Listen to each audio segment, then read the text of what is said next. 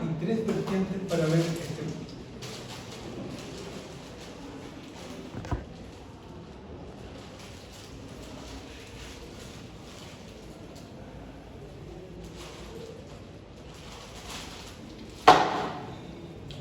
Bueno, entonces para ordenarnos en qué punto estamos, vamos a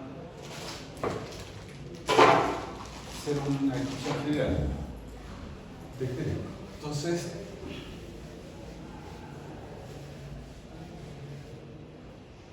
como hemos visto, la instalación fotovoltaica está muy ligada, ¿cierto?, a la instalación eléctrica. Entonces nosotros ya vimos que la instalación eléctrica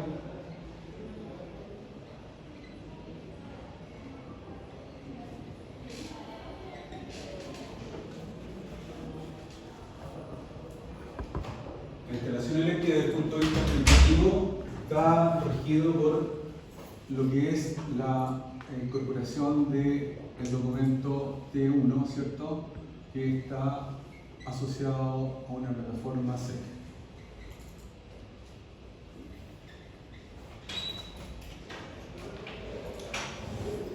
Y el T1 en el fondo es la culminación de todo lo que significa la instalación eléctrica y que a su vez es la entrada para la instalación fotovoltaica. Entonces, cuando yo tengo claro el registro y los antecedentes del T1, entonces inicio mi instalación fotovoltaica.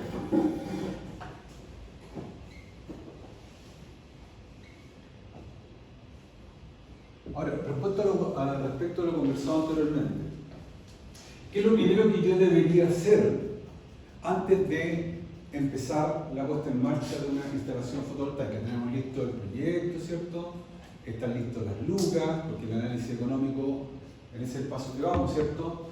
Se diseñó un proyecto técnico con las especificaciones, ¿cierto? Luego vino un análisis económico, el cual arrojó un cierto valor en pesos y una cierta amortización de la inversión en años.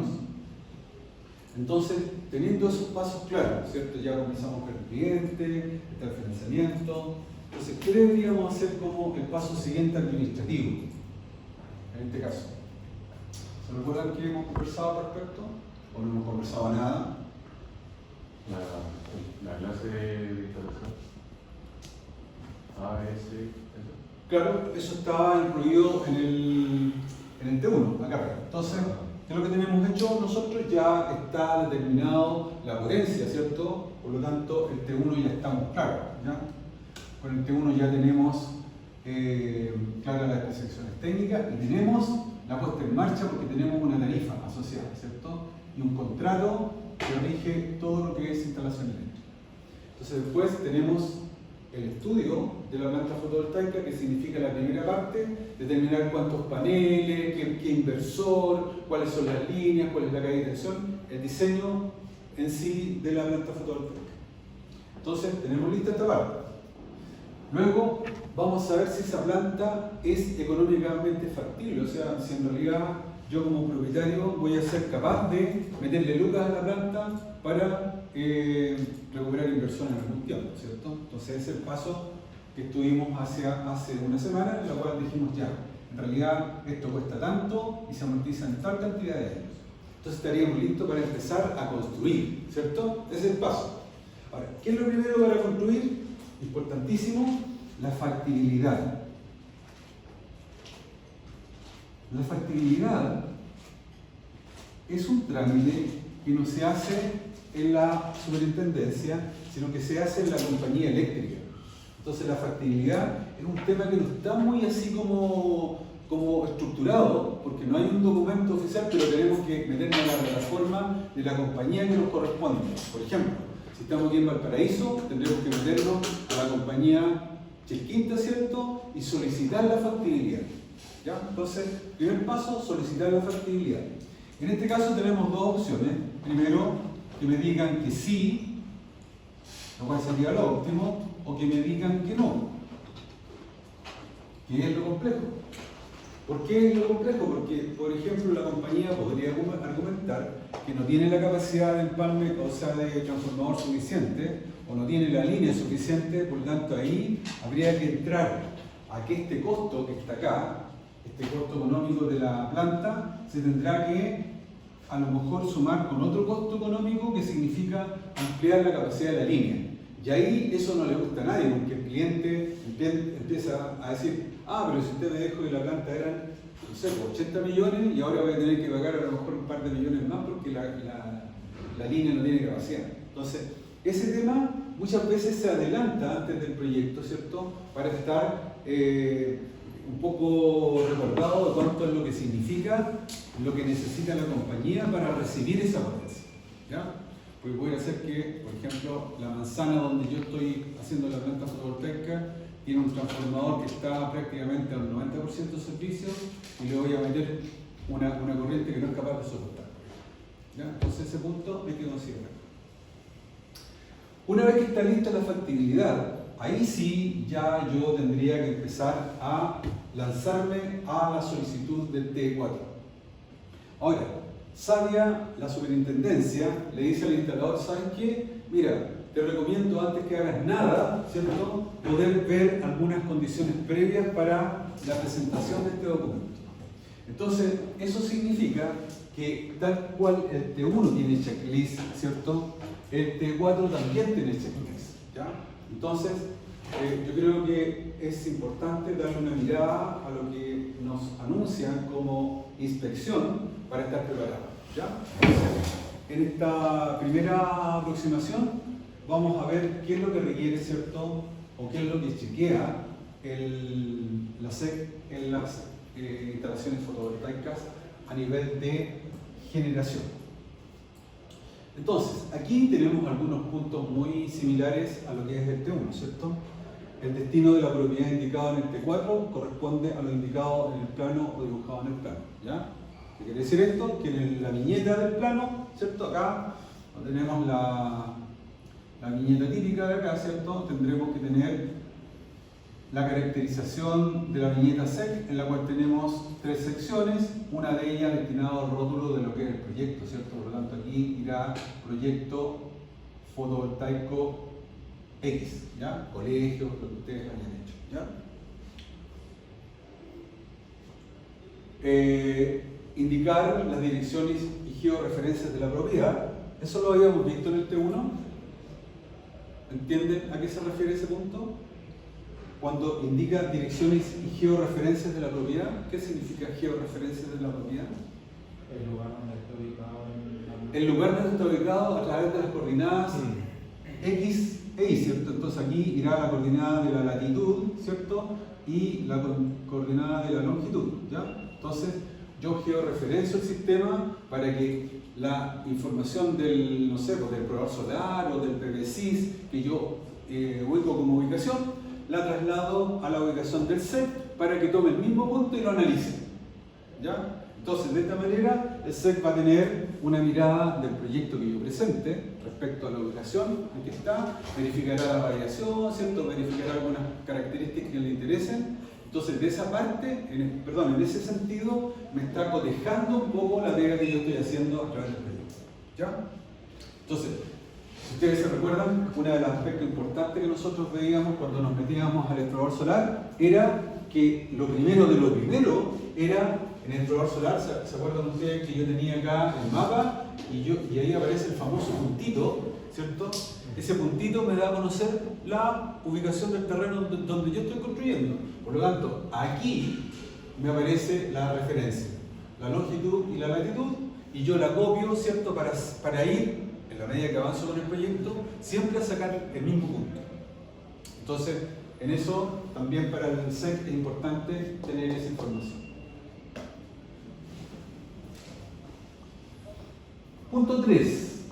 ¿Cómo interpretan este punto? Dice, en la declaración, la potencia total del generador es igual a la potencia total proyectada señalada en el cuadro de generación del plan. ¿Qué quiere decir esto? Que concuerda la potencia que está en el documento a la entrega por plan. Claro, ¿cuál sería esa potencia? ¿A qué se refiere con la potencia del generador? En este caso. Pero nosotros tenemos en este caso 50 kilowatts en esta planta, ¿no? ¿Cuántos kilowatts tiene la planta? Entonces, si yo, por ejemplo, estoy diseñando una planta de 50 kilowatts, ¿cierto? Esta planta de 50 kilowatts declarada debe ser congruente en todos los aspectos que yo me presente, ¿ya? Desde la declaración en el rótulo hasta la declaración en todo el anexo igual al como lo hacíamos en el T1.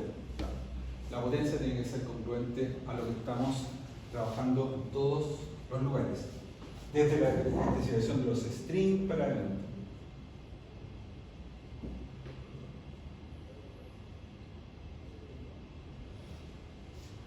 Cuatro.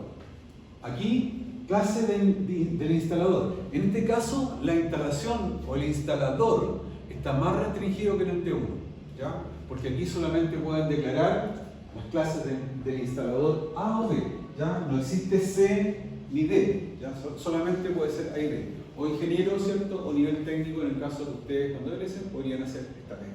Ya los papeles que hay que presentar al SEC. ¿Cómo? Estos son los papeles que hay que presentar al SEC para que te aprueben el T4. Para solicitar el T4. Claro, tú no puedes, o sea, para presentarlo, ¿cierto? La SEC restringe solamente a clase A o clase B como instalador, ¿ya? O ingeniero o técnico eléctrico, ¿ya? Son los que pueden declarar. Y el T1 también tiene un checklist que dice los papeles que hay que presentar. El T1 ya lo vimos, ¿cierto? Sí, no, pero también tiene un checklist en la SEC. Pero eso es lo que quiero decir. Ese checklist, ¿cierto? Recuerden ustedes que en el T1 yo tenía, era un poco más amplio, porque yo decía, bueno, el instalador puede ser clase A, clase B, clase C, clase D, ¿cierto? Y a partir de esas características había un cuadro que decía la instalación va a ser tipo A tipo F, ¿ya? En este caso, el tema está restringido solamente a clase A y B, ¿ya? No hay opciones que otro instalador haga instalaciones fotovoltaicas. Eso es lo que quería decir. 5. Se adjuntan los datos de configuración. Por eso es que he preferido, ¿cierto?, darle las condiciones generales para que luego vamos al caso particular. Se adjuntan los datos de configuración y ajustes de la unidad de generación en el T4. ¿Qué significan los datos de configuración? ¿Alguna idea? ¿De qué?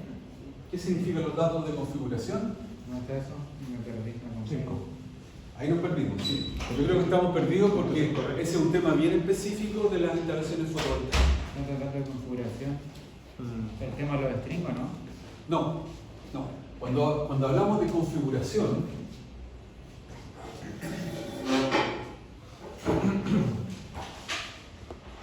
hablamos fundamentalmente de los inversores o de las plantas que son más de 100 kilowatts, ¿ya? Entonces, cuando la planta es de menos de 100 kilowatts, la configuración está a cargo del inversor. Cuando es más de 100 kilowatts, entonces la configuración está a cargo de un dispositivo especial que se llama protección RI. Entonces, ¿de qué se trata la configuración? Al menos en Chile. Esto es importante porque cada país tiene su configuración. Entonces, en Chile, la configuración tiene 5 puntos básicos, que es configuración A máximo voltaje, la configuración B a mínimo voltaje, la C a máxima frecuencia, D mínima frecuencia y la E protección en isla. ¿Qué significa esta cuestión? Que por ejemplo, si la tensión del generador, la que produce el inversor, ¿cierto?, tiene una tensión que es mayor que 1,1 veces la tensión nominal, o sea, se aumenta, es mayor momentáneamente, ¿cierto?, entonces tiene que actuar la protección de la configuración, ¿ya? Por sobretensión. Entonces ahí me tiene que sacar al inversor de la red, ¿ya? La segunda posibilidad es que por alguna razón, que ya existe poca radiación y no soy capaz como planta de generar la tensión nominal, entonces cuando la tensión es menor que 0,9 V nominal, entonces también me tiene que botar la planta. ¿Ya?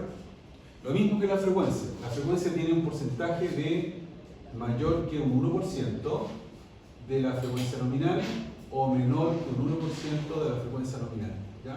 Entonces, de esa manera está configurado la protección que vende o que se vende en todos los inversores en Chile. ¿Ya? Bajo esta configuración. Puede que los peruanos o los brasileños tengan otra configuración diferente, por lo tanto, cada inversor debe ser configurado de acuerdo a norma a través de la certificación que tienen en SEC los inversores. Por eso que es importante poner elementos que están certificados. ¿Ya?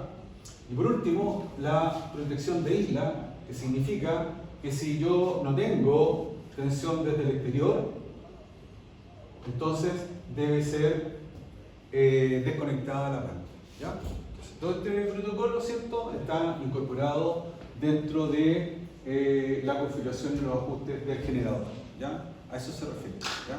Más adelante vamos a hablar de la protección tipo RI, ¿ya? Que es la que configura todo este tipo de protección. ¿Ya? La potencia instalada en el punto 6 en el TD4 de la unidad de generación no supera los 100 kilowatts y no es superior a la capacidad del empalme en el TD4. ¿Cierto? Hasta 100 kilowatts nosotros tenemos que esta instalación puede ser considerada como un cliente regulado, ¿ya? Y más adelante, sobre 100 kilowatts, entonces yo podría estar pensando que soy un vendedor de energía, ¿ya? Por eso que hacemos esa distinción en el checklist. O sea, yo tengo una empresa, estoy construyendo una planta de menos 100 kilos, la utilizo para autoconsumo, perfecto. Pero si la planta es mayor que eso, entonces estoy entrando en otra categoría. Se declara correctamente la información solicitada en el T4, número de cliente, número de la unidad de generación, potencia unitaria, tipo diferencial, etc. Eso es parte del detalle de la inspección. ¿Por qué piden el número de cliente? ¿Por qué será importante eso? ¿A qué se refiere con número de cliente? En un caso, por ejemplo, número de cliente que identifica frente al vendedor, ¿no? Por ejemplo, no me queda claro. ¿El número de medidor y esas cosas? Claro, claro. ¿Por qué? Porque nosotros dijimos que este tipo de generación era válido para autoconsumo. Por lo tanto, tengo que ser cliente regulado. Y si soy cliente regulado, tengo que tener un número de la compañía. ¿Ya? Entonces ahí está una secuencia de seguimiento lógico del tema. Memoria y antecedentes. Ya, ¿qué debe llevar el proyecto como entregable? Acompaña memoria explicativa, ¿cierto?, para instalaciones iguales o mayores a 10 kilowatts, ¿cierto? Esto es parecido a la D1, ¿ya? Segundo, acompaña memoria de cálculo de estructura, ¿cierto? ¿En qué caso tenemos esto? Cuando la instalación la estamos realizando en el techo. Entonces, ahí tenemos que pedir la ayuda, la supervisión de alguien que sea competente en esta área. Por ejemplo, una profesional del área de la construcción civil, ¿ya?, que certifique que la carga mecánica que le estamos poniendo al techo soporta la norma nacional. ¿Qué dice la norma nacional? Que si yo tengo un techo acá, ¿cierto? Esta es la casita acá, y yo voy a instalar la planta fotovoltaica, acá tengo los paneles, por ejemplo, aquí están los paneles. Entonces, la carga que yo debo soportar al techo no puede ser más de 20 kilos por metro cuadrado. ¿Ya? Entonces tendremos que ver que si la estructura de la cercha, en este caso, aquí está la cercha, ¿sí? Ahí está la cercha, que sustentan esa estructura de techo, es capaz de soportar esa carga adicional de 20 kilos por metro cuadrado. Y eso lo certifica, digamos, alguien que se dedica al cálculo estructural. ¿Se entiende? ¿Dudas hasta ahí? Conocemos todo, no hay ningún problema de interpretación. Se adjuntan planos de la instalación, ¿ya? O sea, el plano de la instalación, como vimos, es un documento generalmente en CAD, ¿Es que como tiene... arquitectónico o...? ¿Cómo? ¿Es arquitectónico o de calculista? No, tú dices para la cálculo de estructura. Sí. Sí, debe ser un calculista, ya que dice que el peso que soportan las cerchas, que a su vez soporta la cubierta del techo, admite, ¿cierto?, que tenga una carga mayor a la que ya existe. ¿Ya? O sea, que soporta no solamente la techumbre, sino que soporta la techumbre y el techo, y el panel. Por eso que el panel, cuando ustedes ven la ficha técnica, aparece el peso del panel. Entonces el peso del panel, normalmente, ¿cuánto era? ¿Alguien se recuerda? Aproximadamente 18 kilos, ¿ya? Ese es un peso típico, ¿ya? Entonces estamos hablando de 18 kilos por un área de aproximadamente 2 metros cuadrados, porque los paneles generalmente tienen en este momento aproximadamente 2 metros de alto por 1 de ancho, ¿cierto? Eso sería aproximadamente 2 metros cuadrados, ¿ya? O sea, tienen la mitad del peso que admite la norma, ¿ya? Para que sea lo más factible, ¿cierto?, que cualquier constructor llegue y certifique ese peso.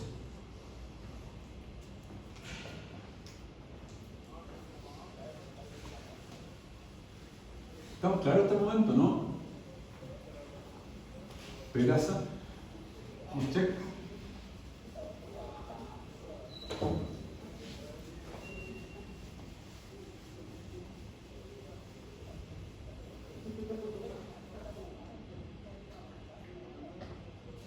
Ya, entonces cuando dice se ajustan planos de la instalación, cuando yo hablo de planos en electricidad, ¿qué es lo que se nos viene a la mente de inmediato como condición fundamental?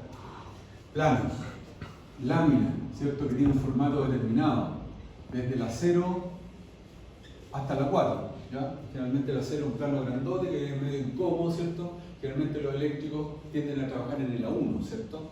El A1 es más manejable, ¿cierto? Ya si lo tengo que trabajar físicamente o extenderlo, es como lo ideal. Entonces, primero, el plano, hablamos de un formato determinado, ¿cierto? No cualquier cosa, ¿cierto? Después, que tiene una estructura. Acá, en esta parte, tiene la estructura que comentábamos con estas 3 separaciones, donde estas son los datos generales. Nombre del instalador, qué sé yo, nombre del proyecto, escala del trabajo, ¿ya? Esto es para la inscripción, y esto es para la parte ubicación, ¿ya? Igual que en el plano para el T1. Acá normalmente especificamos la estructura del unilineal, por eso que siempre en los trabajos exigimos que tenga el unilineal claro. Aquí el unilineal. Adelante. Segundo, en un plano eléctrico, ¿qué es importante? A lo mejor la distribución de la planta, ¿cierto? En el plano fotovoltaico, ¿qué va a ser importante? La ubicación o el emplazamiento de la planta. Entonces, en esta área yo puedo determinar el emplazamiento, donde en este caso voy a tener la planta fotovoltaica acá, por ejemplo, concentrada. Ahí está la planta fotovoltaica. Y voy a tener una distribución que significa que, por decir algo, aquí voy a tener el tablero, yo voy a tener un tablero fotovoltaico, por ejemplo, tablero fotovoltaico. Acá voy a tener, no sé, quizás voy a tener el inversor por acá, y acá voy a tener el tablero de corriente alterna. Entonces aquí voy a tener unas distancias, esta con esa, esta con esa, esta con esa, ¿cierto? Esto significa el emplazamiento de la planta. Yo debo mostrar los principales iconos de la planta fotovoltaica. ¿Para qué? Para que la superintendencia supervise las caídas de tensión, por ejemplo, ¿ya? En este caso es importante la caída de tensión de corriente continua, ¿cierto? Podría verificar que esta no sea crítica para que no sea más allá que el 1,5%. Cómo son los alimentadores, si son subterráneos o son aéreos, ¿ya? Todo lo que significa el tendido eléctrico debe ir dentro de ese emplazamiento. Ahora, si yo le puedo hacer un zoom acá a este detalle de la planta, entonces podría determinar que en este caso la planta está sustentada, por ejemplo, en una cubierta de un techo. Por lo tanto, aquí dibujaré en el perfil cómo está el anclaje, por ejemplo, ahí, ¿ya? O visto de arriba, cómo están distribuidos los paneles, ¿ya? Entonces, si tengo esa vista de perfil, a lo mejor una vista de planta puedo mostrar que esta planta está formada por, no sé, 11 paneles, ¿ya? Yo voy a dibujar 3 nomás. Este es el string, ¿cierto? Y están todos ubicados en una línea, ¿ya? Ahí está la planta fotovoltaica y esa es la estructura sustentada y tendrá los rieles, ¿cierto? Le puedo mostrar las tierras, dónde están los contactos, en qué punto está la puesta a tierra acá, en qué punto tengo la puesta a tierra con respecto a los paneles, etcétera, etcétera, ¿ya?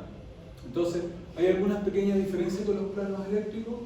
Yo diría que sí, porque el énfasis acá es diferente, ¿ya? Nos interesa ver cómo están emplazados y cómo están distribuidos los paneles fotovoltaicos.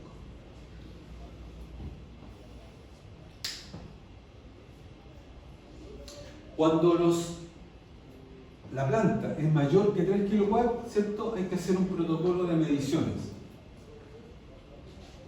Y ese protocolo de mediciones, lamentablemente, como nosotros no está considerado dentro de nuestra planta hacer esta... Un control acá, perdón. Para abajo. Y sí, ¿cierto?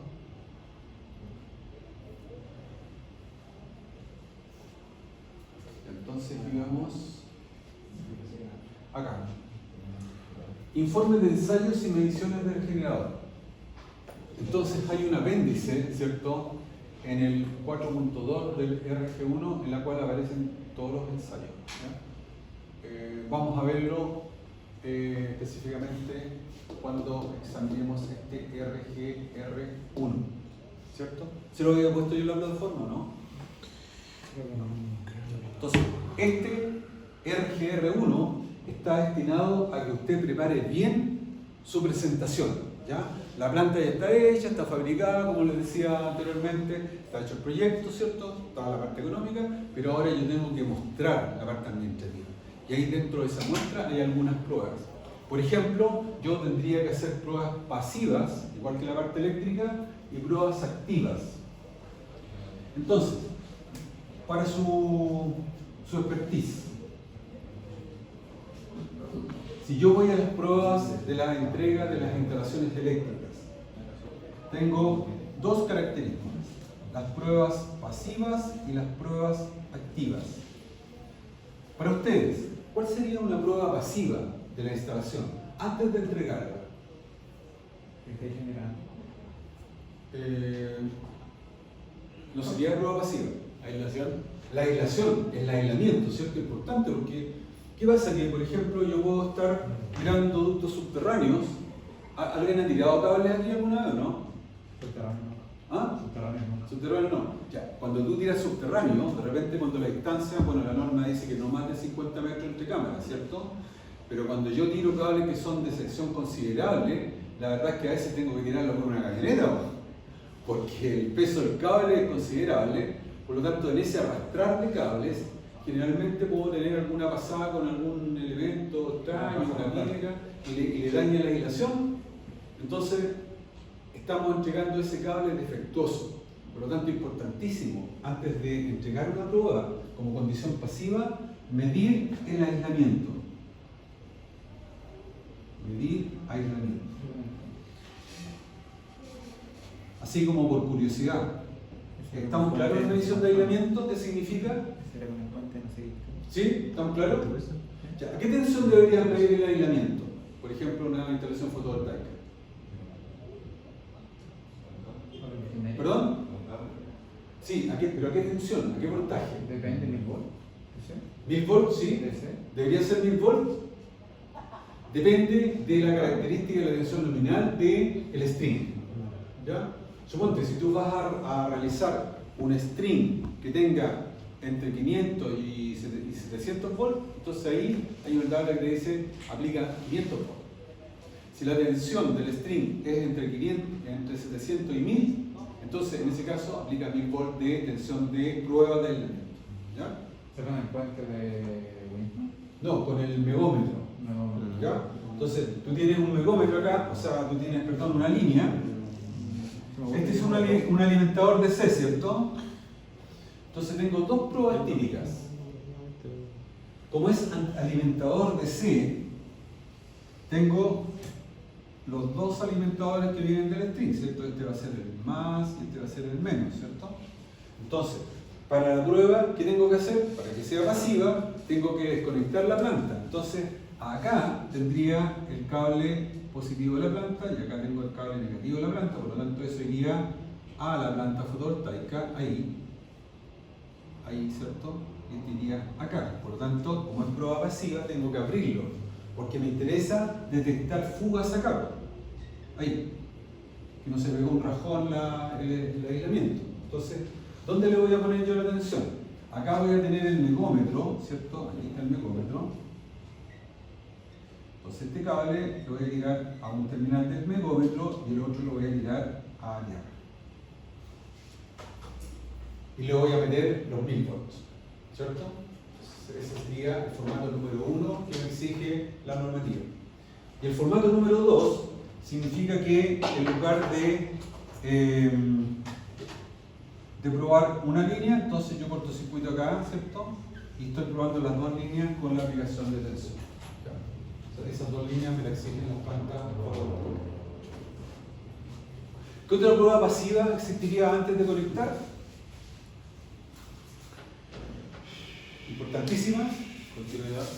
Continuidad, claro. Continuidad, sí. Necesito que eléctricamente este conductor esté continuo a través del cobre o del aluminio, ¿cierto? Súper. ¿Ya? Y la última, Medir la tierra. medir la tierra, ¿cierto? Medir que la tierra tenga la resistencia determinada, ¿cierto? Para el funcionamiento de una planta fotovoltaica. En el caso de una planta fotovoltaica, la resistencia mínima es de 20 ohms, ¿ya? Por lo tanto, tendría que asegurar una resistencia contra tierra menor que 20 ohms. Esa sería la idea. ¿Algo que no hayamos visto que nos resulte extraño hasta el momento?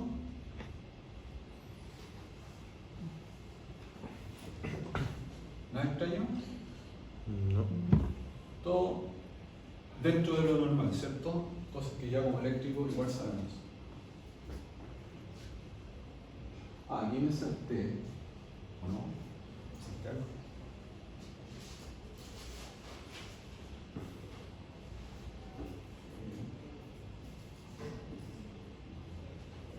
Bien, 6.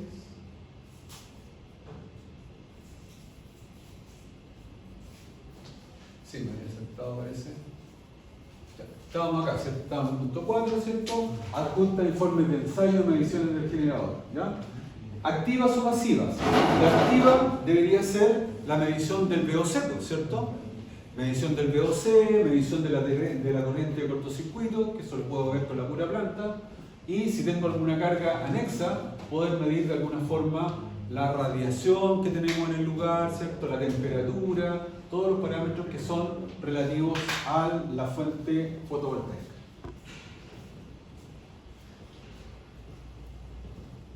Adjunta checklist de autoevaluación realizado por el instalador para instalaciones mayores que 3 kW. ¿Ya? O sea, hago el checklist con todo el paso, ¿cierto?, de las mediciones, ¿cierto?, y la voy ajustando en una planilla. Adjunta formulario de solución de solicitud de conexión y respuesta de la solicitud de conexión. ¿Qué significa eso? Lo que les comentaba al principio, ¿cierto? Yo tengo lista la instalación, tengo listas las lucas, pero tengo que pedir la factibilidad a la empresa eléctrica, ¿ya? Y la empresa eléctrica me puede decir que sí o que no. Si me dice que no, hay trabajos previos, pero esos trabajos previos se ejecutan y la compañía entrega la respuesta de la solicitud de conexión positiva y ahí estamos, check, ¿ya? Entonces, si no tenemos la información de la factibilidad, la verdad es que ahí estaríamos, hasta ahí no hemos llegado, ¿cierto? No podemos seguir ahí. Informa o adjunta informe de imágenes. ¿Han visto eso alguna vez o no? ¿Qué significa el informe de imágenes? La foto de la puesta de video. ¿Ya? ¿En qué caso? ¿La instalación eléctrica? ¿Cómo? No la O sea, la pregunta es, ¿conocen el concepto a que se refiere el informe de imágenes? Como para corroborar la checklist. Bueno, en este caso tú tienes que adjuntarlo a la Onda. presentación del Onda, T4 en este caso. Lo que dicen acá, la puesta tierra que esté de manera correcta, canalizaciones correctas. Claro, lo mismo que te pide el T1. ¿Qué pide el T1, por ejemplo, para el informe de imagen? Lo primero que pide es la foto con el número de la instalación, ¿cierto? Tú tienes que sacar una foto. Estamos haciendo la foto en la calle, no sé, pues en España 300. Foto a la edificación que corresponde al número que tú declaraste. Segundo, foto intermedia de las canalizaciones, por ejemplo. ¿Cómo la hiciste? ¿Son embutidas? ¿Son a la vista? Un proceso de la canalización. Los tableros, ¿cierto? La puesta a tierra, las mediciones de la puesta a tierra, las certificaciones de los instrumentos con que se midió la puesta a tierra, o todo el informe de medición, en este caso, del megómetro, ¿cierto? Del telurómetro, ¿cierto? De todos los elementos que yo utilizo, tienen que estar certificados. Y en el informe de imágenes va el certificado que está calibrado el instrumento. Ese certificado dura un año. O sea, cuando usted ya sale y se quiere dedicar a este tipo de verificaciones, entonces tiene que hacerse la idea que tiene que certificar una vez al año su instrumento, ¿cierto? Pagar 200 luquitas por certificación, ¿cierto? ¿Y dónde uno lo certifica? Mira, yo lo certifico en ASMAR, acá en Valparaíso. Ya. En Santiago también lo certifica la Universidad de Santiago, el mismo Fluke certifica su instrumento, pero son más caros, ¿ya? ¿Qué se marca? Claro, o sea, en realidad llevar el instrumento a Santiago, devolverlo, es un costo como parecido al que cobras más, por lo tanto no ahorramos el viaje y el tiempo. Claro, entonces para mi gusto, en mi caso, ASMAR es lo más conveniente en esta zona.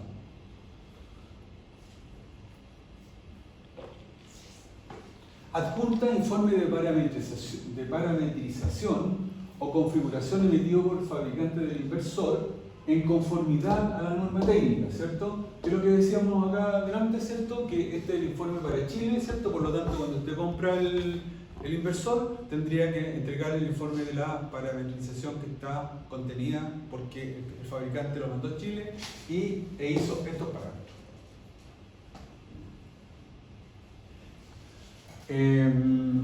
Número 9, adjunta informe de operación de la planta generadora y declaración del propietario. ¿Ya? Es un formulario que también está en el anexo y lo vamos a ver cuando veamos el RG1. ¿Ya? Planos. ¿Qué le piden los planos? Entonces esto debería ser cuando usted entregue su trabajo, ¿cierto? Trabajo que ya tenemos la parte teórica, que ya tenemos la parte económica, entonces para hacer la última presentación del T1 y el T4 tiene que ser consecuente con el checklist, ¿cierto? Entonces, ¿llevo los planos? Sí, los llevo. ¿Tiene el original? Sí, perfecto. ¿Tiene el informe de cómo están emplazados? Perfecto. Entonces, ahí esa va a ser la nota, pues estamos viendo si tiene todo. ¿Ya? Respecto a este mismo checklist. Claro, usted va a hacer una buena referencia porque en el fondo, si a usted se le ocurre hacer una planta fotovoltaica, tiene que aplicar el checklist, ¿ya? Entonces, para que investigue, ¿cierto? Y vea de qué se trata. Aquí no le pretendemos entregar una solución universal porque cada situación es un caso especial. Ustedes se han dado cuenta que cada planta depende cuál es el giro, cómo funciona, cuál es su horario. En base a esos parámetros, ¿cierto? Yo voy a determinar la parte económica, ¿cierto? La parte de demanda, la tarifa, ¿cierto? Todo eso es un tema especial para cada una de las propuestas.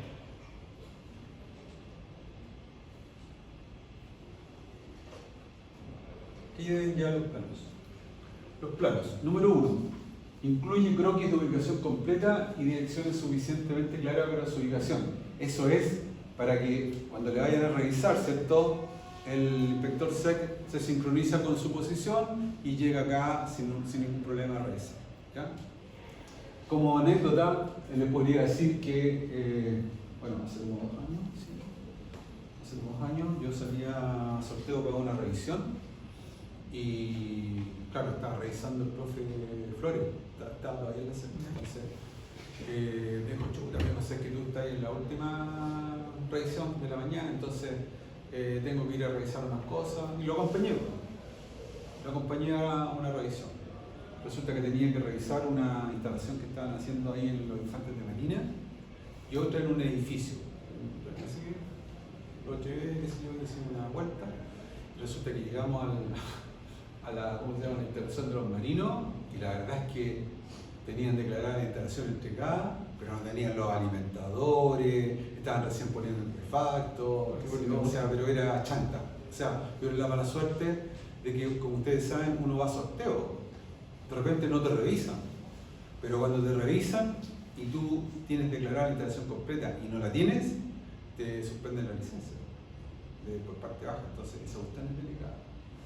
Entonces, hay que tener cuidado con eso de la firma, ¿cierto? Y de que efectivamente uno siempre está corriendo por el T1 o el T4, porque siempre ya a última hora es lo que falta para entregar la instalación, para cobrar la última factura, ¿cierto? Entonces uno siempre ya entrega y quiere que el otro día esté, entonces siempre hay una presión. Entonces a veces uno se adelanta a entregar el T1 o el T4 que no está terminado y eso sería gravísimo si lo inspecciona. Ahora, dentro de las instalaciones fotovoltaicas es seguro que la primera vez que hace una instalación lo revisa.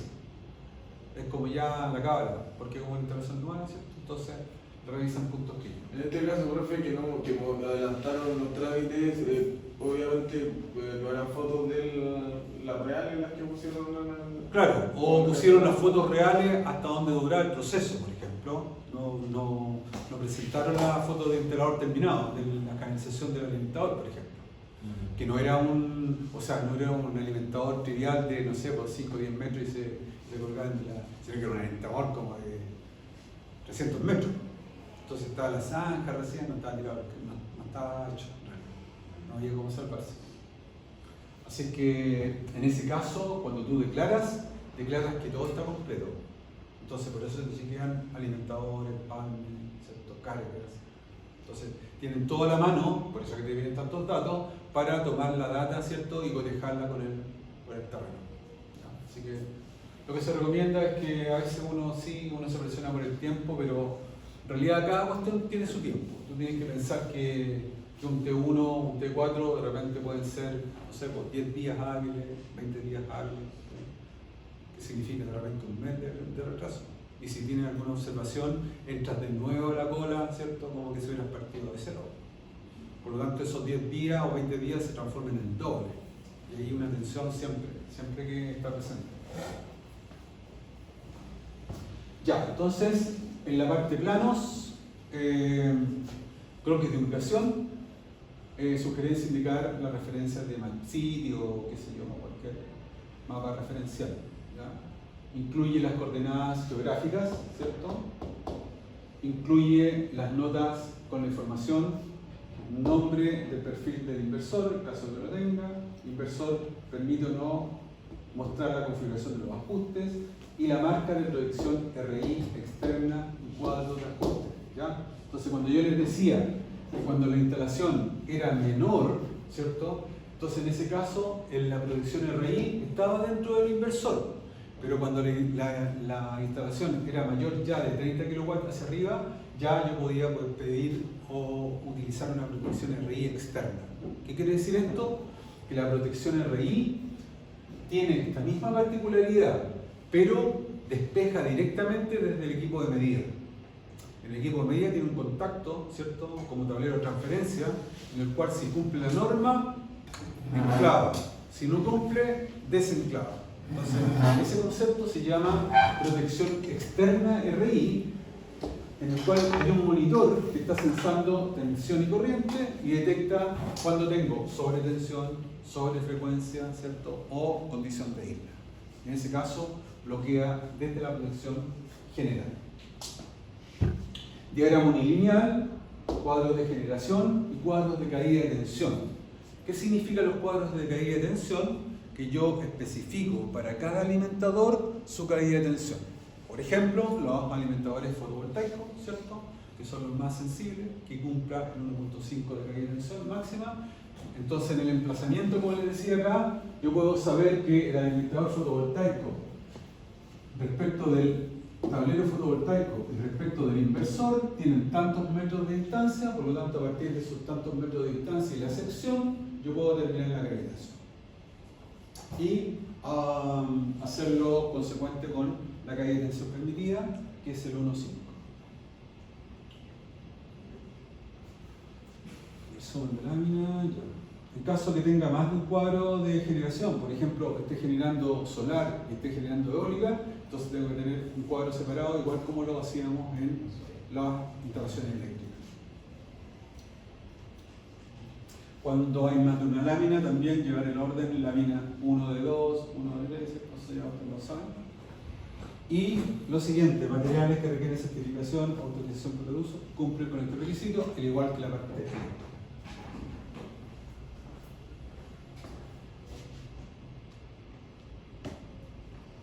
¿Está entretenido o no? ¿O está lateado? ¿Está lateado el tema? Siempre las normas son medio lateras. ¿Ah? Mucho papel. Entonces, claro, entonces, bueno, la idea es que le estamos dando una pasada nomás para que usted ya se interiorice y el próximo miércoles que tenemos clase nos metemos a la plataforma. ¿Ya?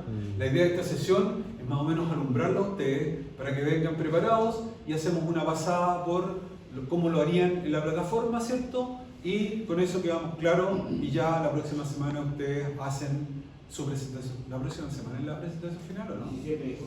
17, la próxima semana, ¿o no? No. De esta a la otra, ya. O sea, tenemos tiempo para darle alguna oferta, ¿ya? Entonces, la idea ahora le vamos a dar este vistazo general para que no sea tan latero y usted le eche una mirada particular y la próxima semana, o sea, el próximo miércoles, vemos la parte de plataforma real. Por si hay algún término que no conocemos.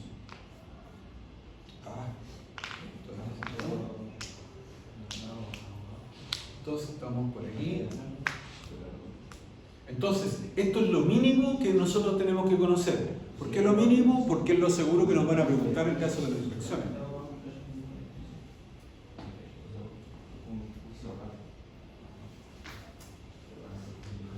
Bueno, en realidad el formato de plano que cumple la NSH en el fondo es el formato de plano que cumple la RIC 19, en este caso, ¿ya? La actualización sería cumplir la RIC 19, que es la RIC destinada a la presentación de proyectos, ¿ya? Incluye plano de planta con ubicación de la unidad de generación, ubicación de paneles, inversor y tableros, ubicación de paneles, inversor, tableros, ¿ya? De continua o de alterna se lo ubican. Validación de los cálculos resultantes en los planos, cuadros de generación y cuadros de carga y tensión. Cuando nosotros vemos los cuadros de carga acá, en la parte eléctrica generalmente determinamos potencia total o cantidad de centros, ¿cierto? En este caso, nosotros hay dos cosas importantes. Determinar los cuadros para cada generador, en este caso sería de la planta fotovoltaica, ¿cierto? Cuánto es lo que generan, cuánto de string, cuántos inversores, depende de la configuración que ustedes hicieron, hacemos un cuadro. Y lo otro, los cuadros de caída de tensión en base a esta distribución, ¿ya? Al formato que ustedes han estimado para la ubicación física de los dispositivos.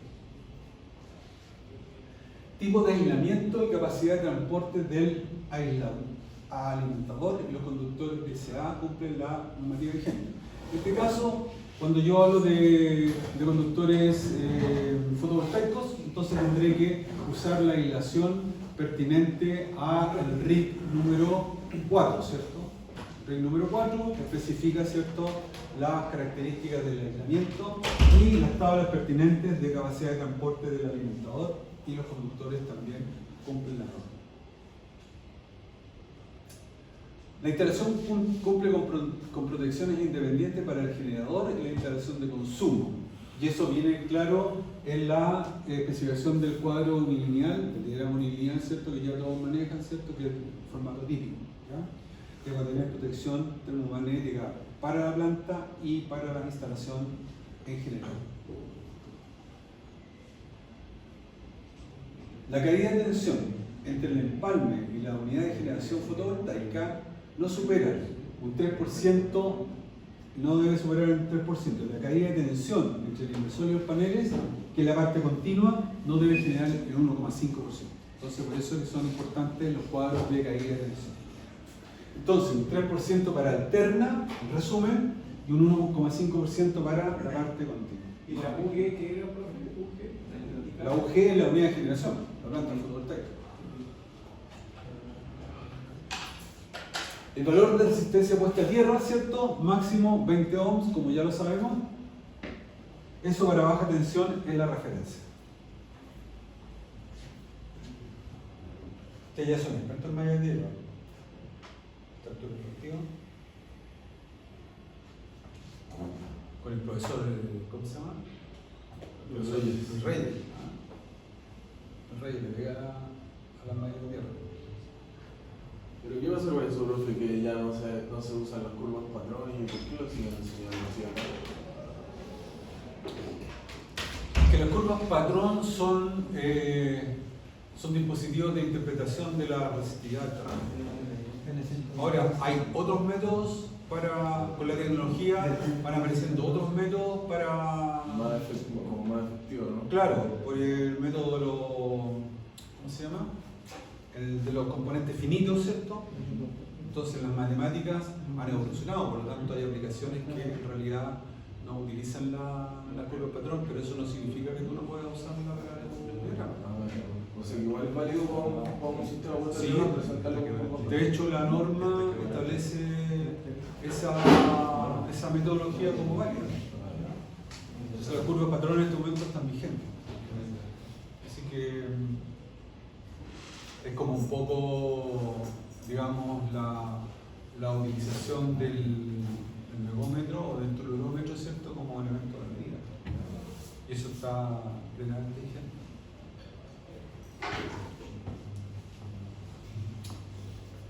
Ya, entonces acá, ¿qué nos está diciendo el punto 19? ¿Dónde me meto para ver eso?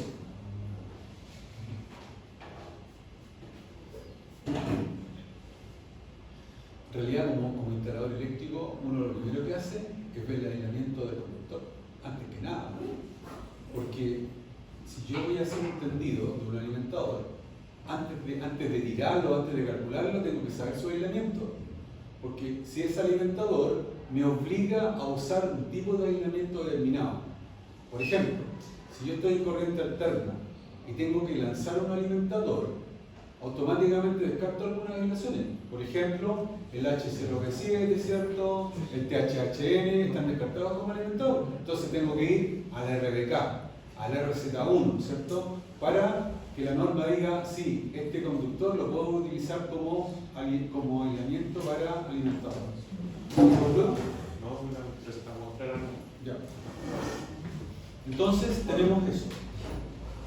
Primero, especificar la característica del aislamiento del conductor para poder hacer la inversión, el cálculo y después no tenga que retirar. Entonces, por eso este checklist pone énfasis específicamente en que le dicen todos los aislamientos que son factibles para fotovoltaica, ¿ya? De manera que usted diga, no, que no sabía, que no vi la norma, que en realidad está en largo. Todas las explicaciones van en hongo, ¿ya?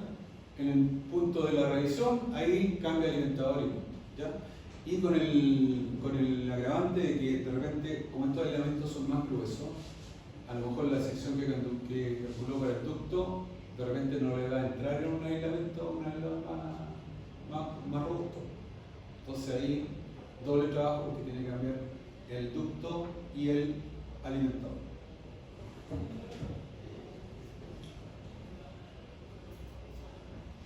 Punto de diseño, criterio de diseño. El dimensionamiento no inferior a 1.25 veces la corriente máxima del string. Generalmente como referencia, la corriente máxima se toma la corriente de cortocircuito. Los conductores seleccionados en el lado de continua no deben ser inferiores a 1.25 veces la capacidad del dispositivo de corriente. En este caso, como es una condición de diseño, entonces todo lo que es diseño la ve la RGR02, es la que ustedes usaron para dimensionar su trabajo. ¿Ya?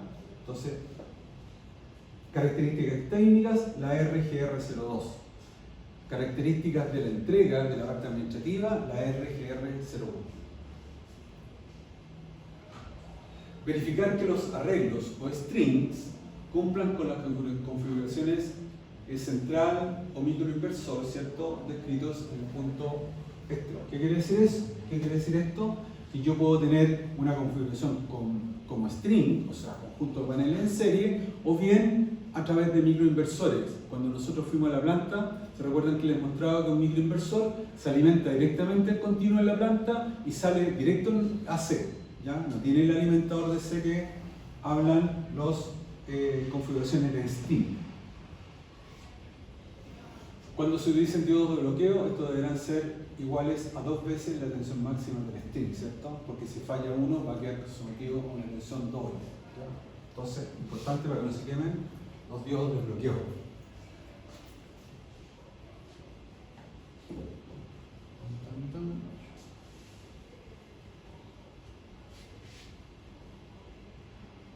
Estas son las últimas que van quedando desde el punto de vista plano, ¿cierto? Ya. Este punto es importante porque en la práctica generalmente todos los inversores tienen desconectador bajo carga. O sea, yo puedo aislar solamente con hacerle el on al inversor, puedo aislar la planta fotónica. Y eso es súper bueno cuando tengo que hacer mantención. Entonces, en ese caso, nosotros hablamos que en este momento de la tecnología, prácticamente todos los inversores traen seccionador incluido. Ya no tengo que poner otro tipo de... Y si el inversor, como les decía, yo reviso las curvas o reviso la data y traen la protección de sobretensión o las protecciones de HTC, entonces no es necesario que los vuelva a proteger.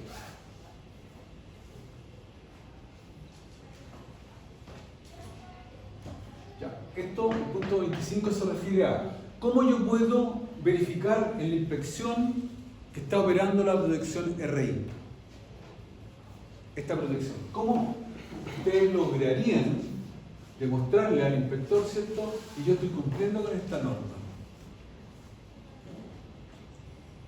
¿Qué acción debería hacer?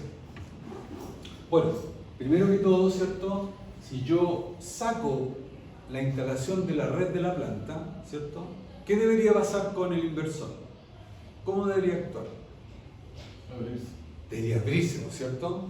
¿Por qué? Porque actúa o la protección en isla o la protección de tensión mínima y frecuencia mínima. Por lo tanto, si le saco la alimentación, ahí estoy checando al tiro tres parámetros. ¿Ya? Con 3 parámetros es suficiente ya para decir que la protección RI está funcionando. ¿Ya? Entonces, cuando conecto nuevamente la protección RI, hay un tiempo de reconexión que está estipulado también en la norma, que son aproximadamente 60 segundos, y después de ese tiempo debe reconectar solo, ¿ya?, y poner en servicio. Entonces, todos esos aspectos son los aspectos que se requieren de la inspección. Terreno. ¿Ustedes por qué creen que aquí dice instalación eléctrica se encuentra ejecutada cuando es una cuestión obvia, ¿cierto? Porque en realidad no es tan obvia. Hay muchos instaladores chanta que declaran y no está instalada, ¿ya? Así que, como les digo, para la inspección de SEC esa cuestión es un tema más frecuente de lo que pareciera. Esta es instalación de terreno, ¿cierto? Chequeo de todo lo que es terreno. Bueno, en este caso es obvio lo segundo también. Lo tercero, existe camarilla de registro para la puesta de tierra, eso también es obvio, ¿cierto? Si no tengo camarilla de registro, en realidad, ¿cómo voy a medir o cómo hago la mantención? Entonces tiene que haber una camarilla de registro. Verificar que el medido de resistencia puesta a tierra esté de acuerdo con la norma, o sea, máximo 20 ohms. Instalaremos el telurómetro, ¿cierto? Y verificamos que la resistencia de puesta a tierra tenga sentido. Por ejemplo, acá lo medimos y no cumple la norma, extrañamente. En la central de acá hemos medido 40 ohms en verano y 38 ohms en invierno.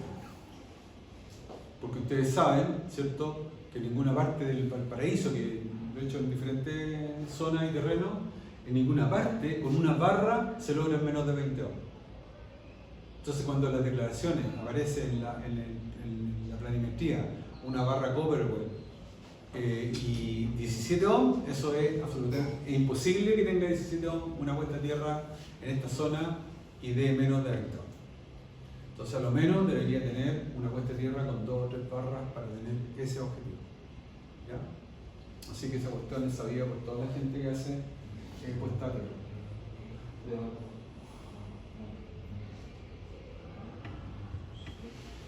Bueno, aquí estas cosas son obvias, ¿cierto? Los alimentadores y conductores de corriente alterna quedan protegidas por su correspondiente protección. O sea, ni siquiera para explicarlo, ¿cierto? ¿Estamos claros ahí o no?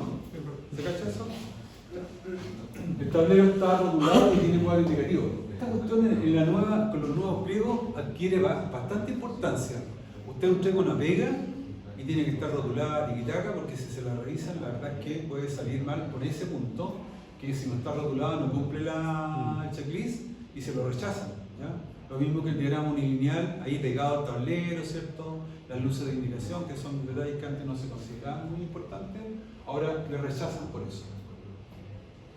La unidad de generación cuenta con tablero general o de distribución, un interruptor magnetotérmico bipolar, o sea, en este caso estamos hablando de las protecciones omnipolares del nuevo pliego, ¿ya? Ya no es la protección 1x40, sino que es 2x40 o 4x40, ¿ya? Esto viene con el cambio de la norma, antes no era así. También un interruptor diferencial, ¿cierto? Para de 30 amperes, ¿ya? Generalmente cuando la instalación es chica, la sensibilidad es 30 miliamperes para proteger a las personas, pero cuando la instalación ya es más grande, el diferencial puede ser de 300 miliamperes y en ese caso el objetivo es proteger contra incendio, ¿ya? Ahí ya en 300 miliamperes, una persona con 300 miliamperes está muerta, ¿o no? ¿Con cuánto se muere una persona? Con 200, ¿no? ¿Cuánto? Como con 200 mil, ¿no? Menos. Menos. Como con ya sobre 80, 90, ya está en fibrilación ventricular y pérdida de sentido y todo el tema. Entonces, esos 300 miliamperes, el diferencial, son exclusivamente porque cuando hay una fuga mayor que eso, hay una información empírica que puede haber un riesgo de incendio, ¿ya? Entonces, ese es un tema. Entonces, ojo con eso.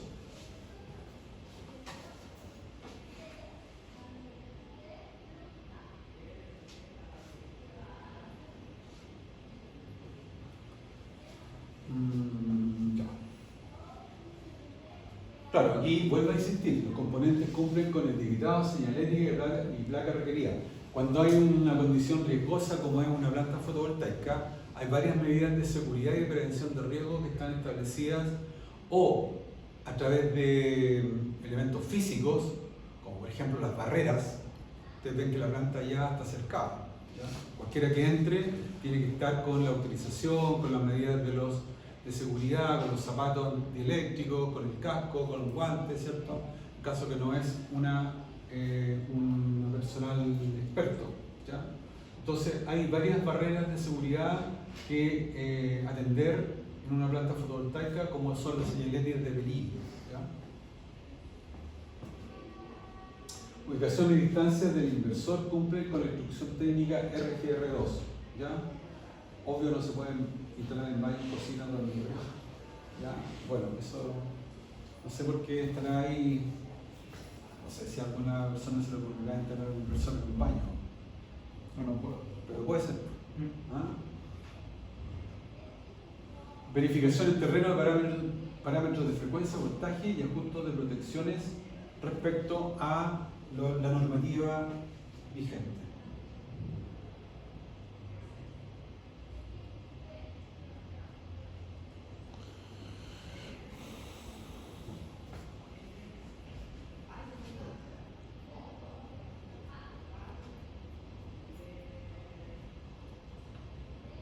Ya, estos son como más así como particulares, ¿eh?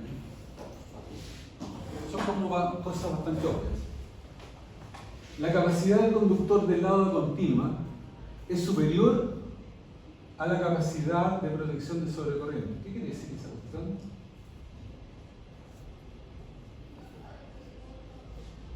La capacidad del conductor del lado de corriente continua de la planta es superior a la capacidad de la protección de sobrecorriente. Porque si no fuera así, el protector no estaría protegiendo al conductor. Ya quiere decir que, en alguna manera, el conductor de fotovoltaico está como un poco sobreprotegido por una protección más chiquitita, ¿ya? Para que opere en caso de sobrecarga. Los conductores y conexiones eléctricas no quedan sometidos a esfuerzos permanentes ni accidentales.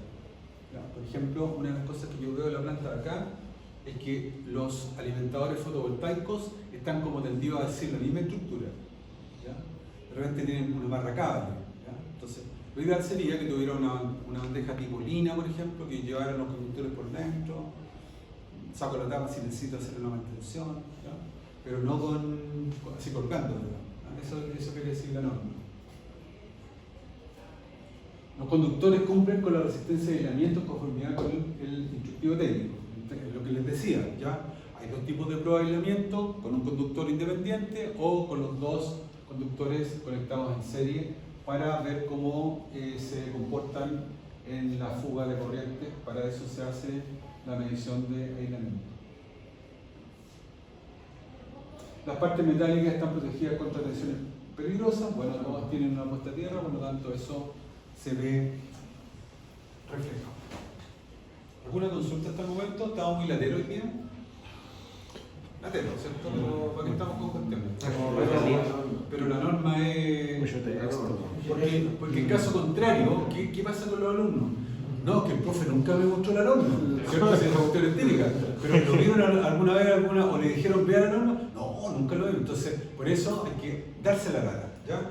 Y ustedes después lo ven más tranquilo, porque yo estoy claro que uno puede dar algunas indicaciones o poner algunos acentos, pero en el fondo usted es responsable de conocer la norma, si ese es el tema. Yo aquí lo que hago es una inducción para que usted lo haga. Si no lo hace, mala suerte, ¿ya? Pero después sufre las consecuencias. Igual está como para salir ahora. ¿Ah? Porque mañana vamos a seguir con esto.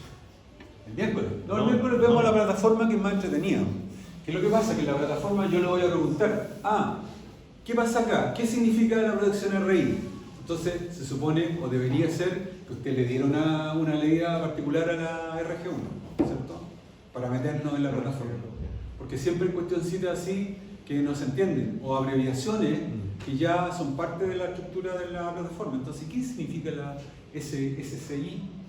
No tengo idea, pero eso aparece en la norma, ¿ya? Bueno, todo eso, ustedes de alguna forma, es la parte del RGR2. Está considerada.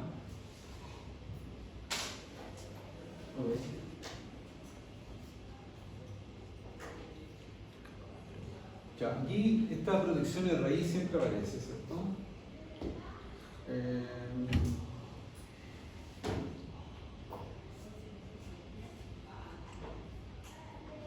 Ya, ¿cierto? Lo que claro en el formulario debe ser lo que está instalado, o sea, no tiene sentido declarar un inversor que está de acuerdo a los inversores certificados de SEC y le instalo un inversor chanta. Eso quiere decir que eso no se debe hacer, ¿ya? Y está acá, este checklist se lo voy a subir a la plataforma porque yo creo que es importante, si ustedes llegan a hacer la primera instalación, tienen que ir paso a paso con el checklist para ver si cumple o no cumple, por lo menos, ¿ya? Porque de repente aspectos de la norma se pueden olvidar, pero el checklist es bien concreto, ¿ya? Y le piden que lo mínimo que usted debe saber es aplicar el checklist, ¿ya? Entonces, ahora yo les voy a subir el checklist, la norma RG1, por si no lo saben, y un compendio del T4 para que lo veamos el miércoles ya un poco más masticado, ¿ya?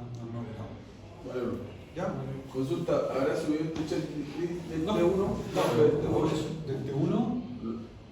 Es que el T1 es varios, es muy latoso el T1 porque yo tengo un checklist para instalaciones habitacionales, otro checklist para las comerciales, otro para las industriales, otro para las peligrosas. Entonces, depende del ámbito en que tú estés, va a ser el checklist que usas. Sin embargo, en este caso, estamos en un tema específico que yo me puedo enfocar, ¿cierto?, en lo que es fotovoltaica. Eso deberían hacerlo en proyecto, porque el proyecto es más dedicado a la parte eléctrica. ¿Pasó lista? No, pero podría pasar. Podría ser. ¿Sí? ¿Te Perdón. parece? Entonces, veamos.